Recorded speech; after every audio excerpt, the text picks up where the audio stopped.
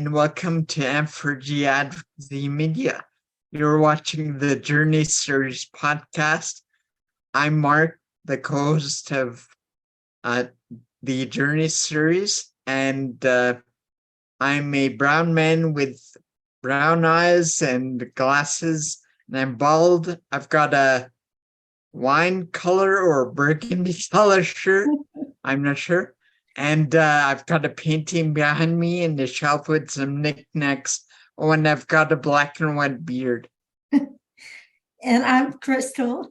I have brown hair, glasses, and a blue and white shirt. And I have a table behind me with a lamp and a picture. Today we have guest with us, John Morris, who's going to talk to us a bit about his journey and his website and blog and other projects he's got going on. Hi, John. Hi, Mark and Crystal. So nice to be with you. You too. Nice to see you. Thanks for joining us. It's a pleasure. Happy to be here. Feel free to start wherever you like. I mean, just go ahead. Yeah, no problem. Well, hello, everyone. I'm John Morris. I am a white man with dark blonde hair. I wear eyeglasses, and today I'm wearing a blue and pink striped polo shirt. Really excited to be here with Mark and Crystal.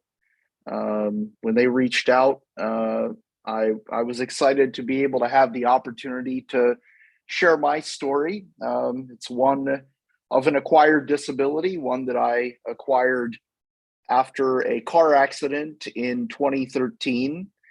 I was 23 years old at the time, but I think that my journey really starts well before the disability. And so I'd like to first start there and come back to the car accident and what has transpired since then in my life. I grew up in a few different states, primarily Pennsylvania, Virginia, and the state of Florida. I went to university in Florida, to Florida State, where I studied history and political science and got a master's degree in history, where at that time I focused on post-Reconstruction era America and the civil rights movements that were beginning to develop really at the conclusion of the Reconstruction period. I focused on the work of Booker T. Washington, who was a tremendous leader within the Black community. And he was particularly interested in education, which is something that I've had a passion for. After finishing my undergraduate degree, I worked at an education nonprofit. And after my master's degree, I actually joined Teach for America in St. Louis, where I taught 10th grade students world history. And that was a tremendous opportunity for me. I loved being in the classroom and working closely with students. I also had the fortune to be able to teach in one of the first years at the high school where I taught, an integrated classroom where students with learning disabilities and other challenges were incorporated into the standard pool of students. So they were included with their peers, and many of them having one of their first experiences being included in the entire student population. And so that was a unique experience for me to be able to participate in. And I loved, again, teaching, but that was an experience that got cut short because I had a car accident, and it was very significant. My car caught fire, and I sustained burns to 40% of my body. and embarked on a very long recovery process. Initially, I was told that there was potentially some hope of walking again, but that turned out not to be the case. I ended up having 3 amputations, my right hand and both of my legs in a bilateral fashion below the knee. And thankfully, though, I'm a left-handed person and always have been, so I can still write and mess around with my smartphone and type a little slower than I used to with 2 hands, but I'm still able to put some words into the Word document. So, I obviously, after an experience as life altering as that, I certainly didn't expect to become a triple amputee at 23 years old. You have to take stock, I think, of your life and where it's going and what opportunities await you. And the reality is that in terms of living a life of disability, it's something that I had not previously had any experience with.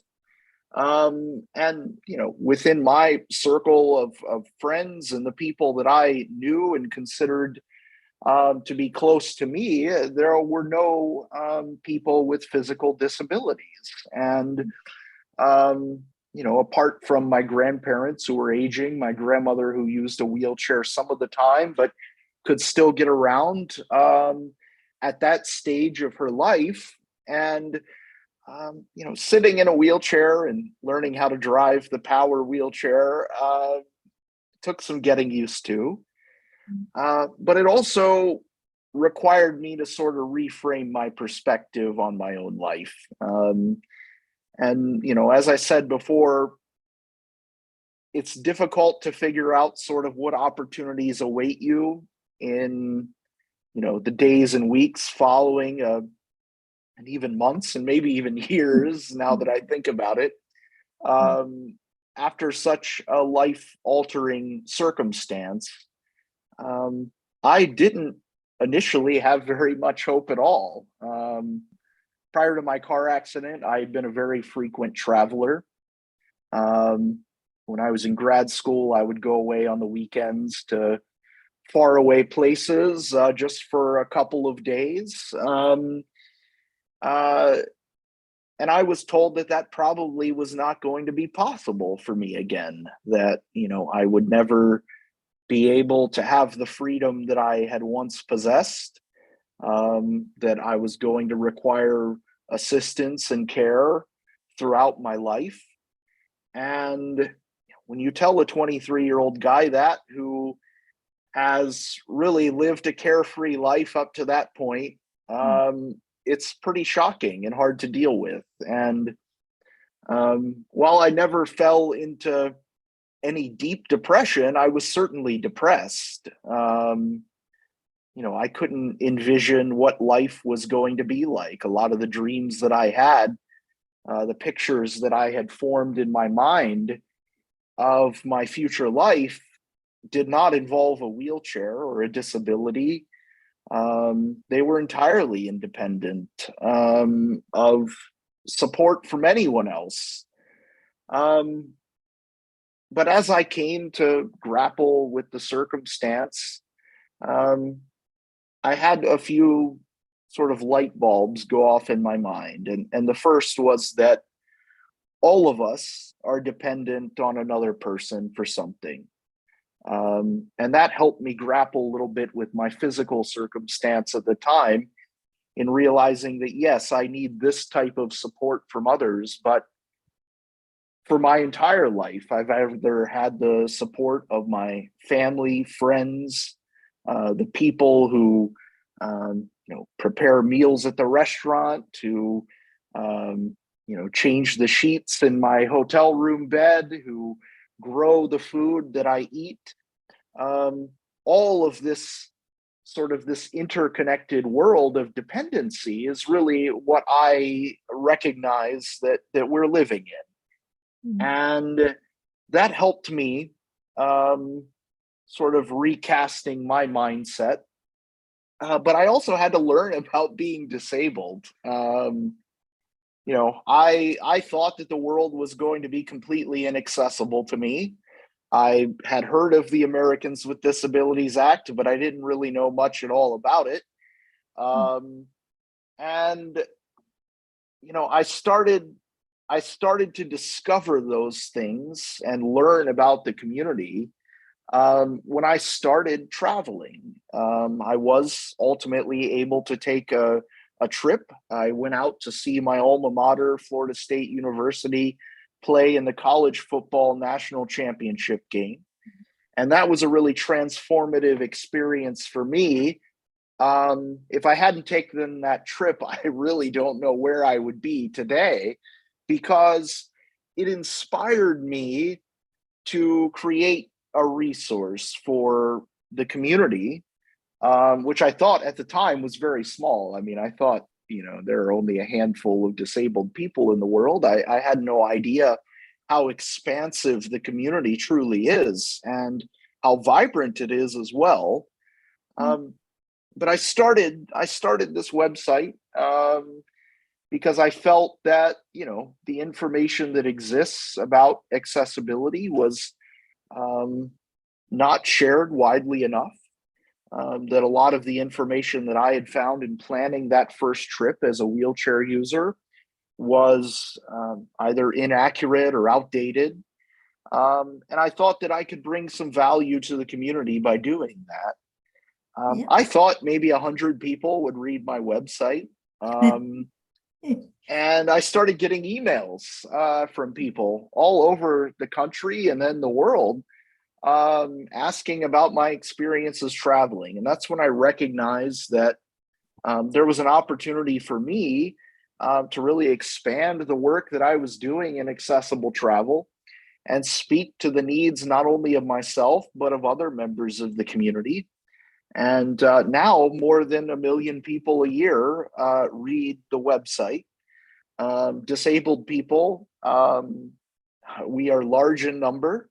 One of the statistics that I ran across fairly early in creating the website was that, more than 1 in 4 Americans have a disability, and that's information that's publicly available, published by the Centers for Disease Control, but which few people actually know. I think I've been living in a non-disabled bubble, and not recognizing the other members of our American family, of our human community, despite having been very interested in concepts like diversity and inclusion and civil rights. That is one of the things that I studied at university. So it was really an awakening for me, and it gave me the understanding that the lack of knowledge that I possess was probably indicative of other non-disabled members of our larger human family, and that there was an opportunity to educate people on the disability community and to open their eyes in the same way that mine were. And that's really sort of where I find myself now. I'm focused, obviously, primarily on the travel industry, but I'm trying to share a message of inclusion and recognition. I think one of the people that I came across many years ago, who is a tremendous advocate in the disability community, is Alice Wong. And she had started a project called the Disability Visibility Project.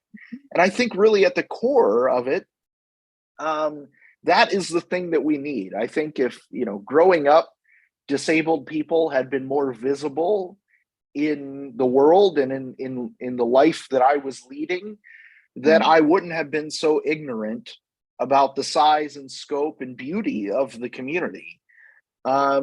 And so I think with every trip that I take, I'm, adding one more tally to that visibility column. People are seeing me out and about in the world, And that can have, I think, a profound effect, particularly when it's a young person who sees me or engages with me. And for that reason, when I travel, I know that, there are a lot of common things that disabled people get asked and jokes that are made about our wheelchairs and things like that. But I try to embrace that opportunity for interaction every chance that I get. Because I think with every hello, a conversation can develop. And when I have the opportunity to interact with people and really share my story and my perspective, that can hopefully be a learning opportunity for the other person. And that is really what I'm passionate about. Obviously, travel all the time. I love it. It's an opportunity that I never thought that I would be able to have again after my car accident. And I think that that's something that a lot of disabled people think is impossible.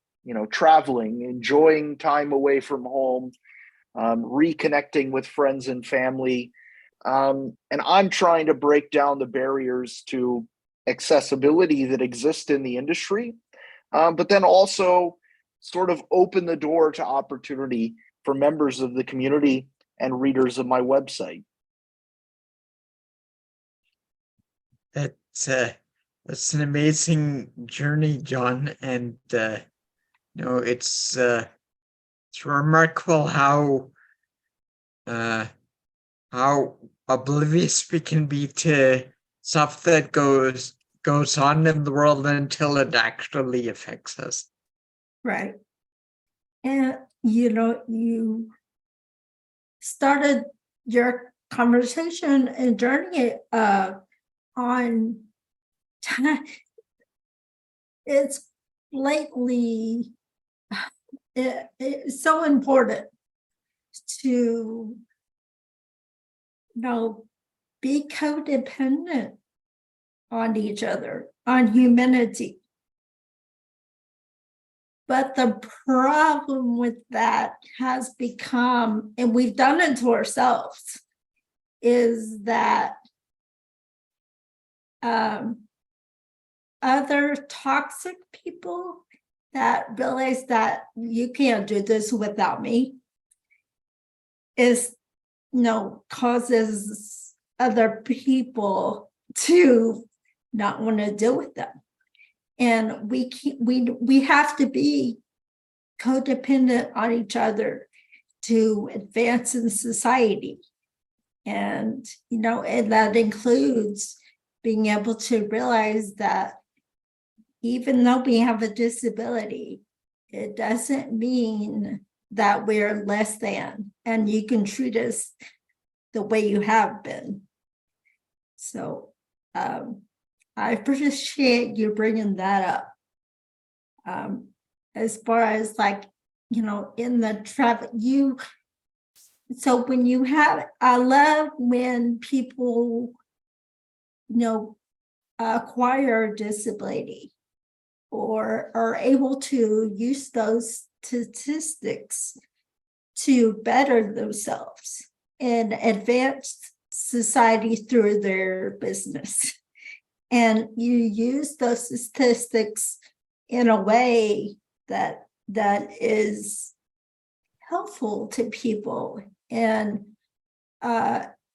helps you be a better person yourself through your business. Well, I think one of the things that I've been fairly successful at is helping businesses understand the potential that exists in reaching out to and serving people with disabilities. Because, when you think, all right, a quarter of the country, 25% of the population has a disability, are they equitably represented within my customer base? And if they're not, then that's an opportunity to reach out and say, well, how do I attract their business? And I refer to it as the disability dollar. In the United Kingdom, my friends call it the purple pound. And there is tremendous opportunity for businesses to engage with the disability community on a business and client relationship. And I think that each of us, of course, our value exists not in our ability to transact business with a company. I think that our value lies in our humanity and the rights that we're endowed with by our Creator.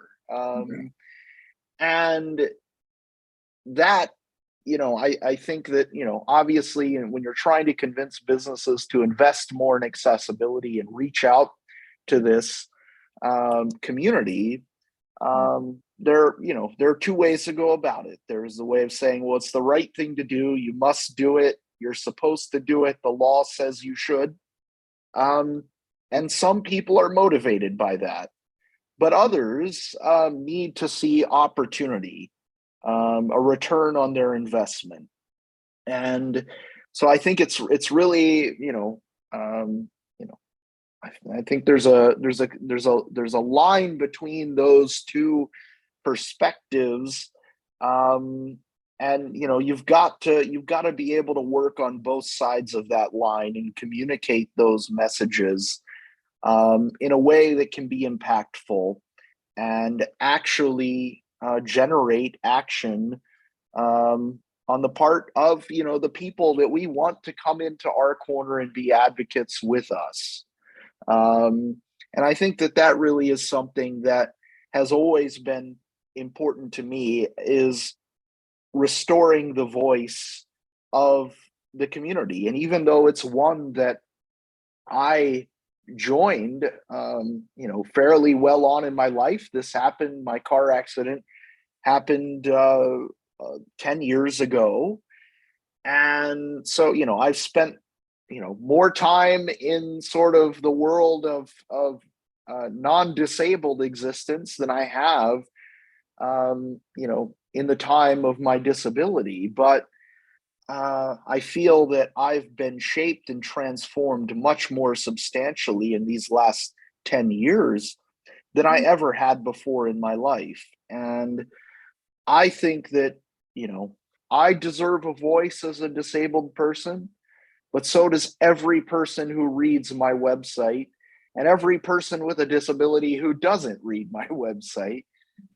Each of us have a unique perspective to share that's shaped by our life experience, the difficulties and challenges that we've faced in life, but also the successes and victories that we've won.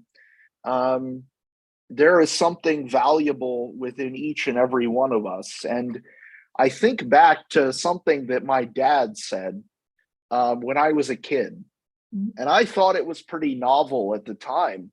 I hadn't heard it from anywhere else. And I'm starting now to hear some people with, sort of ideas around this. Obviously, with the internet, now all of us are storytellers, whether that's to, our, friends and family, or to the wider community. Right. People who have built a large following can obviously reach more people. But what my dad talked about when I was a kid was the concept of retirement and what people should do in their retirement after they've lived a full life and contributed to the economy through work. How can they then contribute to posterity?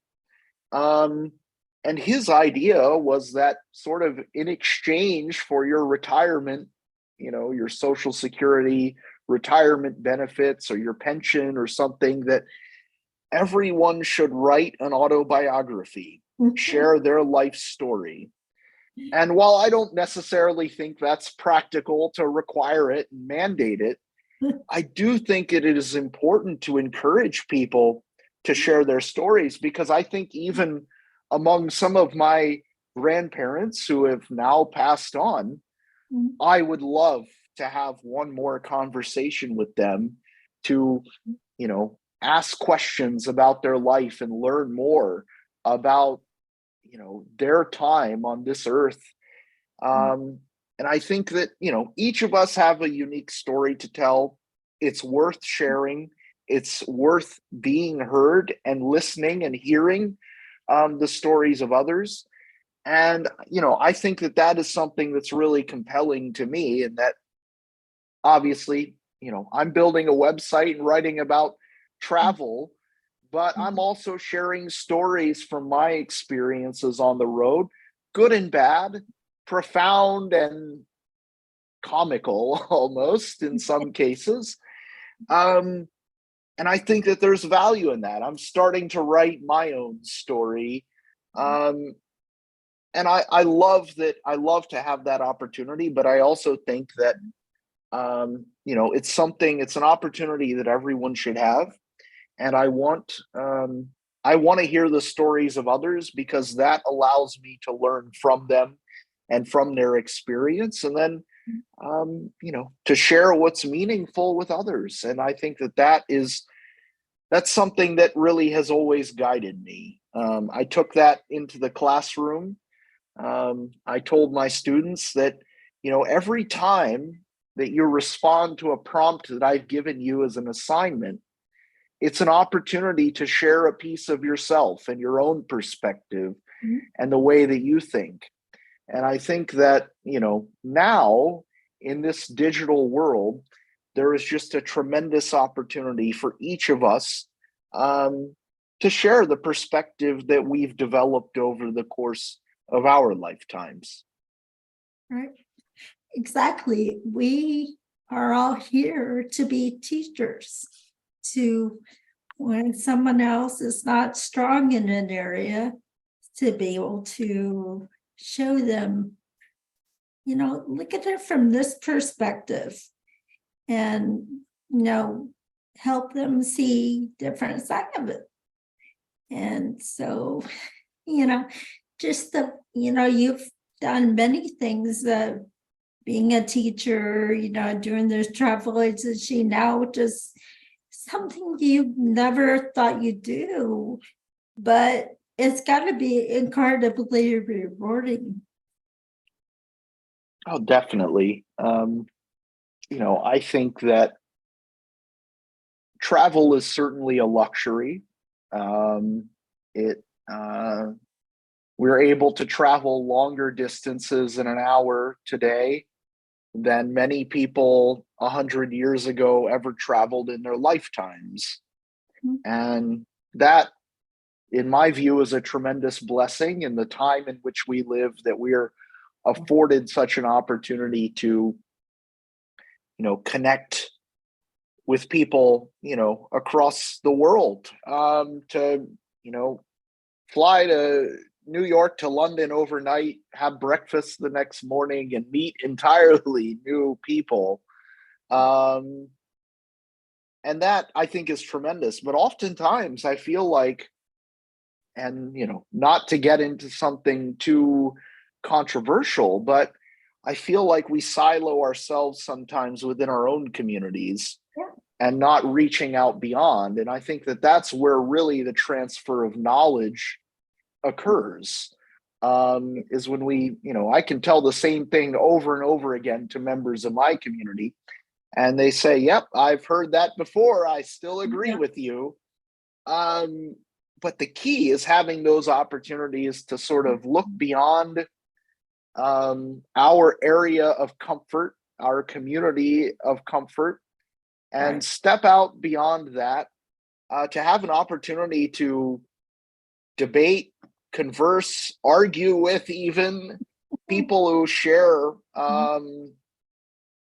that interest in communicating and working through concepts and ideas. And, that's something that travel has afforded me. And I think that it's something that, we should all have access to, whether our travel is, to a faraway place, to Europe or Africa or South America, or just down the street, maybe to a coffee shop that we've never been to before. or a restaurant that we've never eaten at before. The opportunity to engage with people exists everywhere. I've had some of the most incredible conversations with people who I met on public transit, on the sidewalk, who came up to me, you know, for just, you know, the most boring reason. I'm sorry, my phone is dead. May I make a phone call? I see you're charging your cell phone there. Can I borrow this outlet for a minute? You know, whatever it may be, sparking a conversation. Right. You know, just wild story. I wrote this on the website, but maybe a month and a half ago, I met up on a Tuesday night with a friend of mine at a bar here in Boston where I live.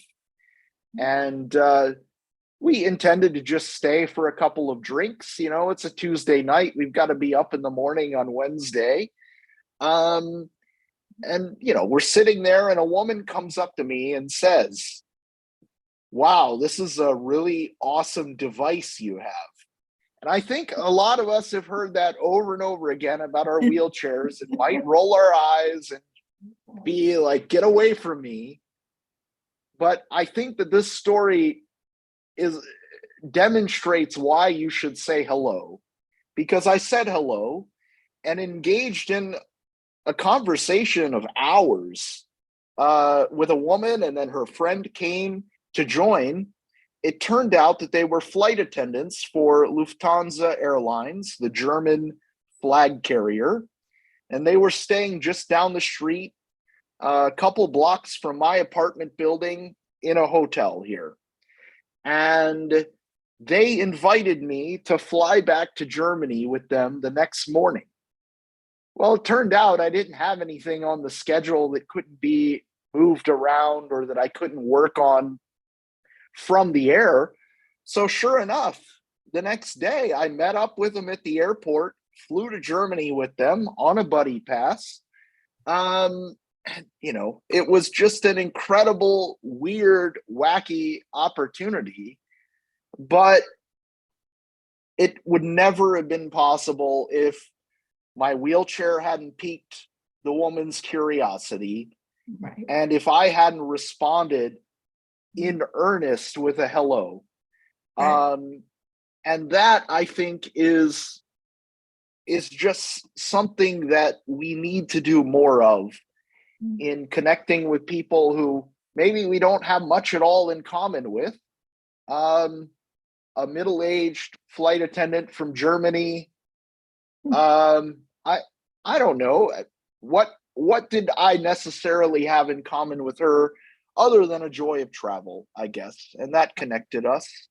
But that is just it sort of boggles my mind that happened, that something I never dreamed of occurring, couldn't even have imagined happening, occurred, and was sparked by a conversation with a complete stranger. And that is something that I try to do every day, is to, you know, have a conversation, whether it's long or short, with someone that I've never met before. And, you know, I don't accomplish that every day. I haven't been outside of my apartment today. I don't know that I will. It's not the best weather here in Boston. But, you know, that I think is just it's a goal that I've set for myself and trying to meet as many new people as possible. And I think from that, you know, I had an opportunity to not only engage with that flight attendant, but also all of the others who were on the flight. And they learned from my experience traveling with them. And it gave me an opportunity to impart knowledge. But even if it hadn't been a flight attendant, I would have loved to embrace the serendipity that can come about from a conversation with anyone.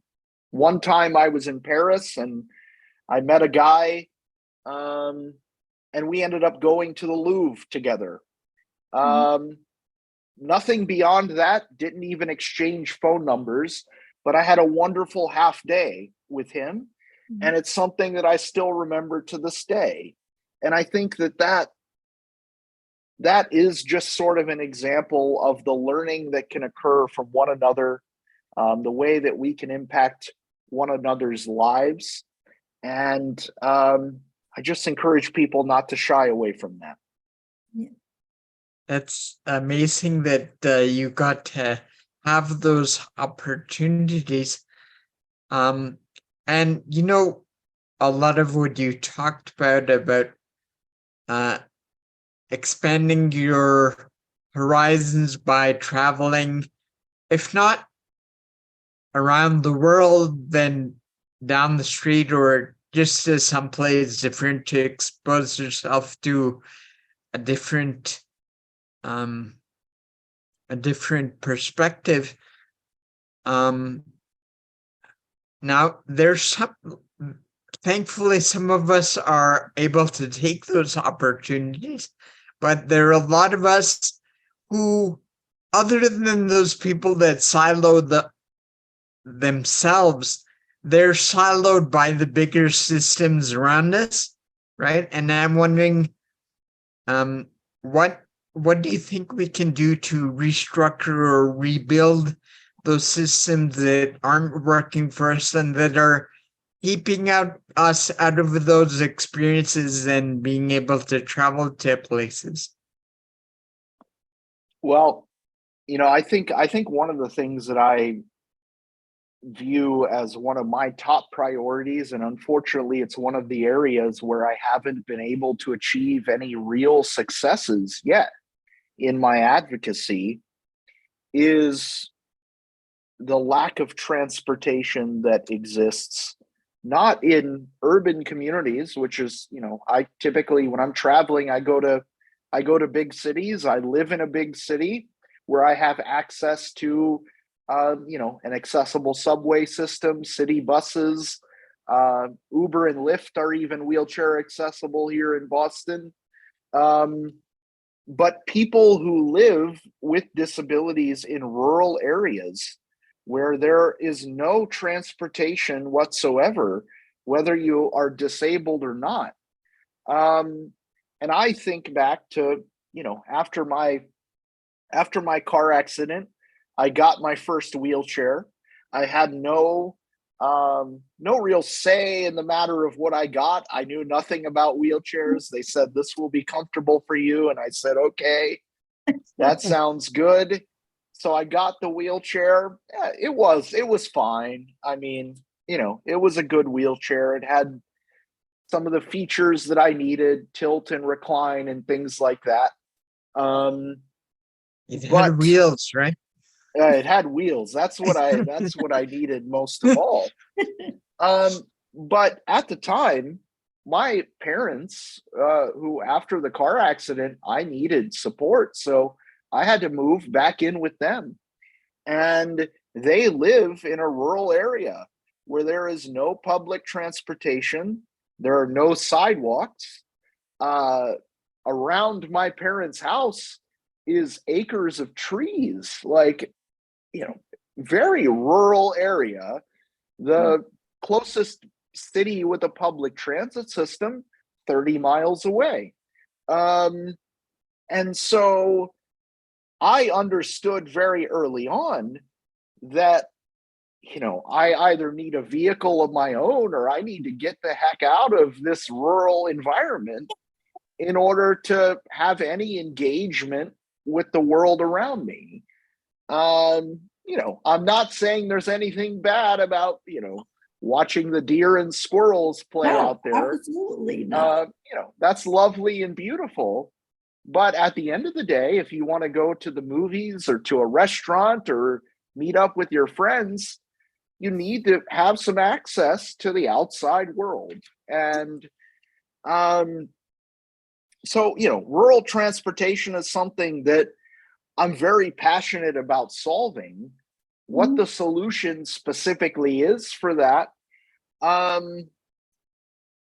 haven't figured out just yet. I think that, one solution that I love, that other countries have embraced, is a scheme whereby disabled people are afforded an accessible vehicle to meet their needs. That's not something that we have here in the United States beyond veterans who were sustained a disability during their time of service in the armed forces. And so, if you're like me and you have a car accident, it's sort of up to you to figure out what's next. I mean, things like home modification to make it more accessible, and transportation, that's on you. My health insurance policy was like, oh, that's none of that is covered. We saved your life, we paid your healthcare bills, which that in and of itself is a tremendous blessing. But I think that at the end of the day, the two biggest issues facing the disability community are, one, healthcare, because we've got to be able to maintain our health without going into tremendous debt and facing bankruptcy and having this dark cloud hanging over us of debt, and also a means with which to access the community. Whether in a big city like this, I don't need a vehicle. I can get around on my wheelchair and in public transit, but I need to have a wheelchair. Or if I live in a rural area, well, I need some way to get to the doctor's office. I remember I hired a non-emergency medical transportation company. Oh gosh. That could come and pick me up. They could come and pick me up with an accessible vehicle. But that round trip journey, 30 miles to the hospital, all day, $400. Like, yeah. And that is not sustainable. Eventually I was able to buy a used wheelchair van. And that obviously helped a lot. It opened my world tremendously. But I think I've never written anything about this. It's something that I've been thinking about, but I'll share it here first. So Okay. First here is, why did I travel so much initially? It was because I didn't want to come back to an inaccessible environment. I didn't want to come back to a place where I was going to be trapped, and where I didn't have the freedom to go out and about. And, granted, I had an opportunity after my car accident that not everyone with a disability will have. And I never forget the tremendous blessing that was. But the reality is, it still points to that same challenge that all of us are facing. And that is the resources and ability to be mobile, whether, that is walking with a walker or a rollator or rolling in our wheelchairs, and the ability to have the means to get out of the home. Right. I think those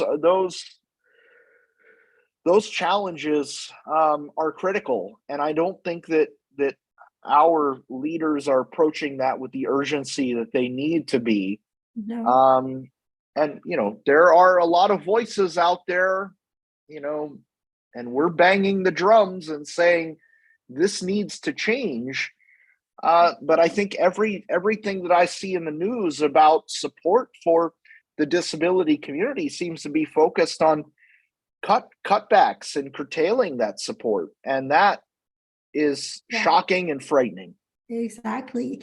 If I can go back to the toxicity of it all, and that right there with the corporations and other businesses and political, whatever it be, and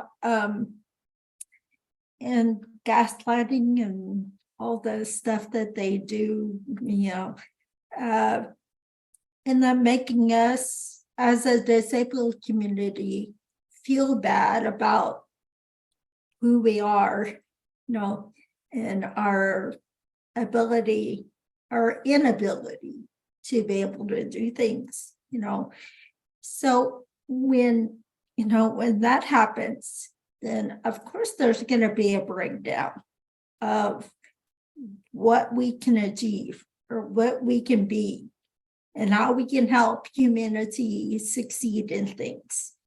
Because it starts at the top. I don't know how many times we've talked about that, but maybe you can touch on that too. Well, I think I've encountered there's a meme that goes around, and it's sort of the difference between equality and inclusion, or equality versus equity. And it's sort of people of varying heights trying to look over a fence, and they have different sized pedestals that they can stand upon to peer over. And I think that sort of our society's collective understanding of what is necessary actually hasn't reached either of those.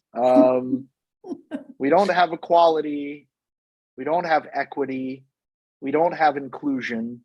Each of these things is a battle, and that's frustrating. It frustrates me every day. Yesterday I was at the Boston Marathon. Huge event here in the city of Boston. And I was one of those short people in that meme without a pedestal of any kind. And I had a wall of tall people in front of me. Mm-hmm. And there was a business, a hotel that had secured the right to block the sidewalk in front of their business for only their guests. Mm. And, whereas the area where I was, right across from the barrier, was, 5 people deep, and I'm sitting there looking up high into the sky, holding my phone up in the air, trying to see the course. Right. I asked to come over to across the barrier where there were not very many people at all, and they told me no, they couldn't do that. That it was only for guests, and that they weren't allowed to do that. It was only before I left that I asked who they worked for, because I thought, wow, okay, they're following the city ordinance or whatever. They're just paid security people, following the rules that they've been told to enforce.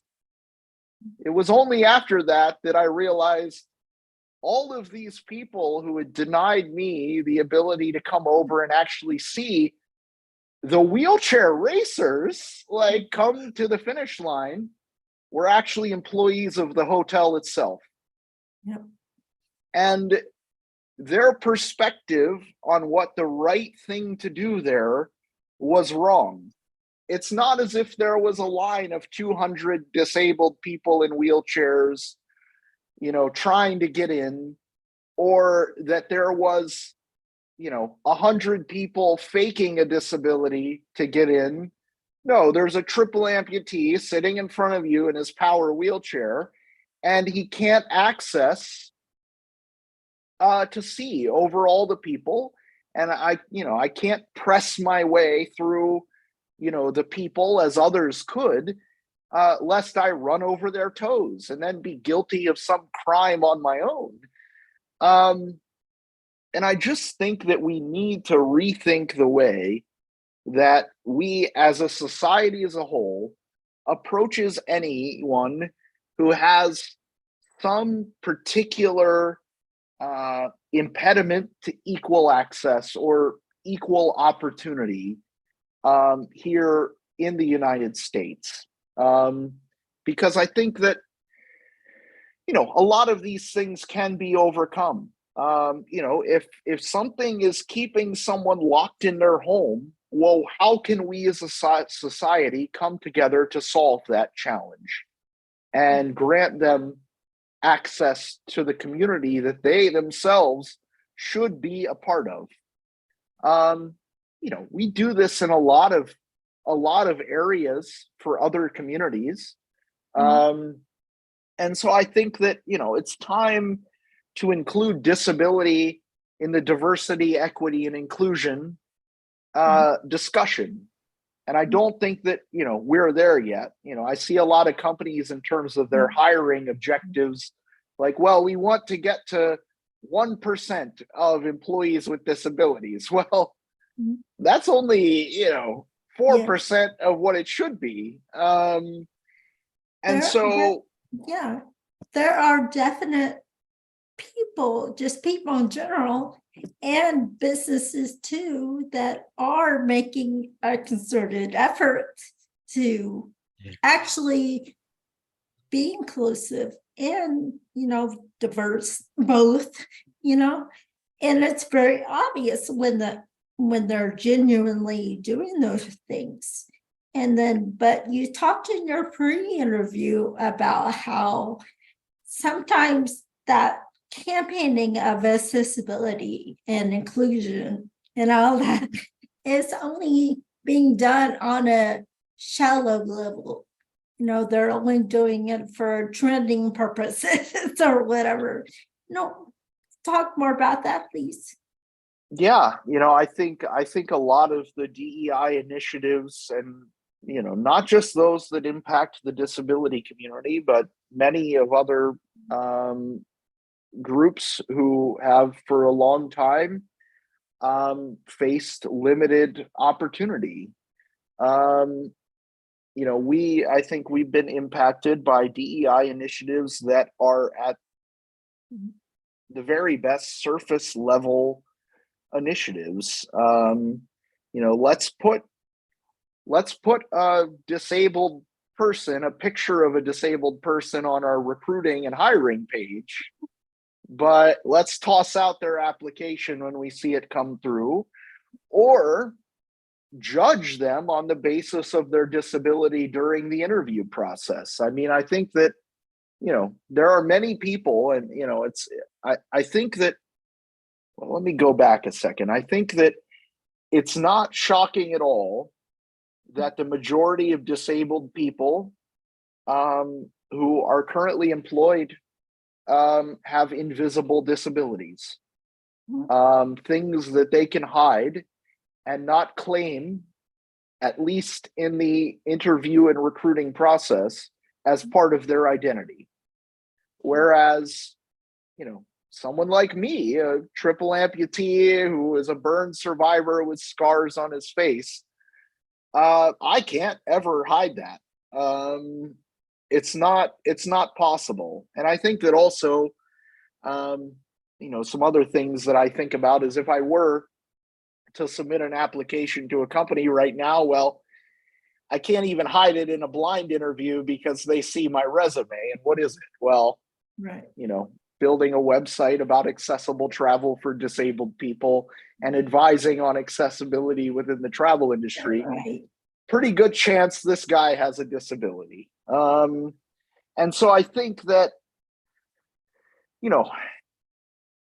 the key obviously is trying to remove as much bias from the system as possible. There's never going to be a completely unbiased system, whether that is, in hiring decisions or in, decisions that are made by legislators and government.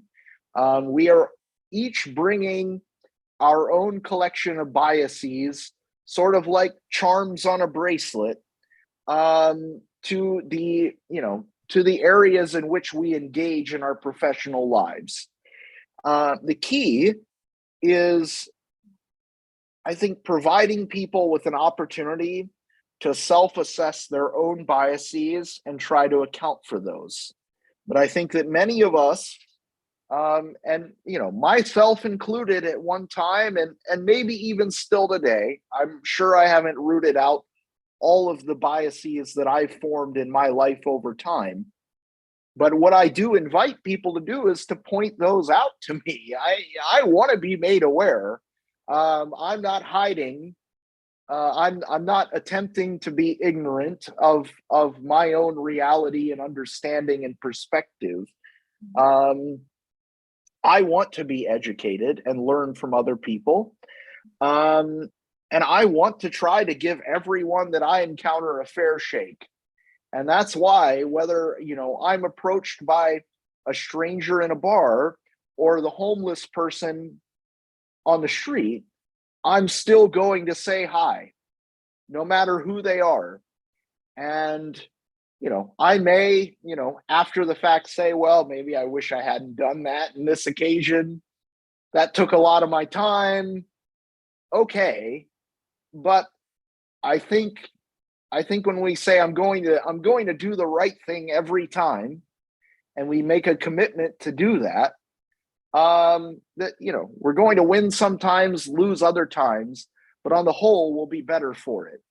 And I think that is sort of the perspective that we need to encourage people to take, but that can only happen through learning and a transformation of their assessment of the situations that they encounter. And I think that, at the end of the day, it is a teaching exercise that has to be conducted, but we also need pupils who are willing to receive the education and truly incorporate what they learn into their own lives. It's not about the student sitting in the classroom. It's about maintaining their attention so that the teacher can impart knowledge. And that's something I think, not just DE&I training, but in every interaction that we have with other people, we need to keep their attention in the conversation and not have them zone out on us. And I think we've all been there. Sometimes I'm on the phone with my mom or my sister or my dad. And I'm just like, I'm distracted by something else. And I'm like, And then, 5 minutes have gone by and I'm like, oh, wait, what did you say? I forgot. Could you go over that again? And that's disrespectful to the people that we're conversing with.